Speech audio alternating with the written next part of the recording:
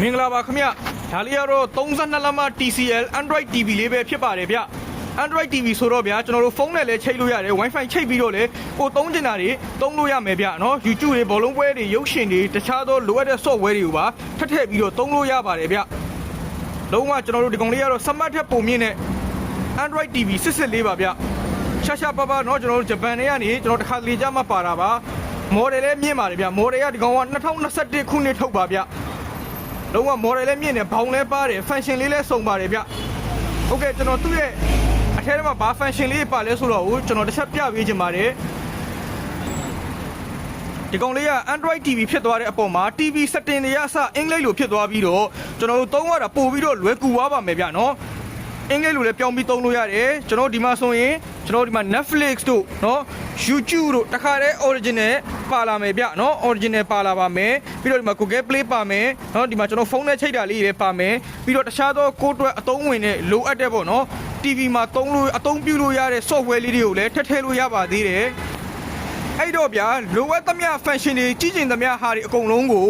ဘာကြားကန်စမ်းမခံစရာမလိုဘဲနဲ့ TV ထဲမှာနေတခါတည်းဓာတ်ရိုက်ကြည့်လို့ရတာကတော့ဒီ32လက်မ TCL Android TV လေးရဲ့အားသာချက်ပဲဖြစ်ပါတယ်ကဲအဲ့တော့ကျွန်တော်ရုပ်ထွက်လေးတစ်ချက်ပြန်ပြပေးပါမယ်နော်ရုပ်ထွက်လေးရတယ်ကျွန်တော်ဘာမှတော့ပြောစရာမရှိပါဘူးခင်ဗျာနော်ဒီ model ဒီအနေထားမှာတော့ဗျာရုပ်ထွက်ကကောင်းကိုကောင်းပါတယ်နော်ကျွန်တော်တို့အားလုံးကြည့်လိုက်ရင်ကျွန်တော်တို့ကြိုက်ရပါမယ်နော်ရုပ်ထွက်ကဒီကောင်လေးကကျွန်တော်တို့လုံးဝ HD ဖြစ်သွားမယ်လုံးဝကြည်လာမယ်ရုပ်ထွက်တွေပြတ်သားသွားမယ်ဘေးတစ်စောင်းတွေပဲကြည့်မယ်ဆိုလဲအကြည့်ခံနေတဲ့ပါလာမယ်ဗျာနော်2021 model ဆိုတော့ဗျာဒါတွေကတော့နော်ပြောစရာတော့မလိုဘူးပေါ့နော်ဒါတွေကတော့ပြောစရာမလိုတော့အောင်ကိုကျွန်တော်တို့ TV မှာတခါတည်းကြည့်တာနဲ့သိရမှာဖြစ်ပါတယ်အဲ့တော့ကျွန်တော်ဒီကောင်ရဲ့ model လေးတွေလည်းတစ်ချက်ပြပေးမယ်နော်ဒီကောင်ရဲ့ model လေးကတော့ကျွန်တော်နောက်ကျောဘက်မှာအပြည့်စုံပါပါတယ်ဗျကျွန်တော်တခါလေးပြပေးပါမယ်ကဲကျွန်တော်ဒါသူ့ရဲ့ model နံပါတ်တွေနဲ့ model ခုနှစ်တွေပါဗျဒီမှာဆိုရင်ဒါ2021ပါနော်ဒီကောင်လေးကထွက်လာတာမှကျွန်တော်ပြောမယ်ဆိုဂျပန် TV ထဲမှာလုံးဝမကြသေးတဲ့ TV လို့ပြောလို့ရတယ်နော်2021 model ဖြစ်ပါတယ် TCL ပါဒီမှာဆိုရင် model နံပါတ်အပြည့်စုံပါပါတယ်ဗျ model နံပါတ်အပြည့်စုံနဲ့လာပါတယ်